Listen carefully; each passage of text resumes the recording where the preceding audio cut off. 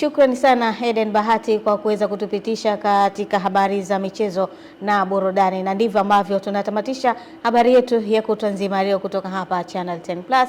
Mimi ni Fatma Hassan, nikuache na utabiri wa hali ya hewa kwa saa 24 zijazo. Nikutakia usiku mwema.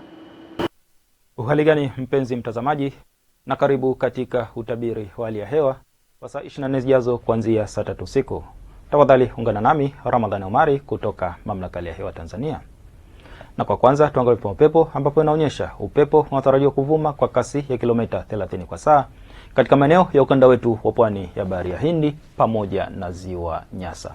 Kwa maeneo ya Ziwa Victoria, Ziwa Tanganyika pamoja na Ziwa Rukwa, upepo unatarajiwa kuvuma kwa kasi ya kilomita 20 kwa saa. Hali ya bahari pamoja na ziwa inatarajiwa kuwa na mawimbi madogo hadi makubwa kiasi.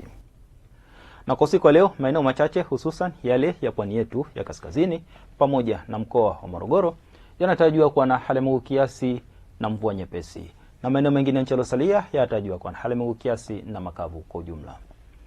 Na kwa siku ya kesho, maeneo machache ya pwani yetu ya kaskazini pamoja na mkoa wa Morogoro yanatarajiwa kuwa na hali ya mawingu kiasi na mvua katika maeneo machache na vipindi vya jua. Na maeneo ya mkoa wa Lindi pamoja na Mtwara kunatarajiwa kuwa na hali ya mawingu kiasi, mvua nyepesi katika maeneo machache na vipindi vya jua.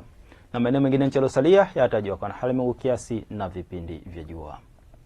Na mpaka kufikia hapo, kutoka Mamlaka ya Hewa tuna ziada. Asante kwa kuwa nami na nikuage kwa heri.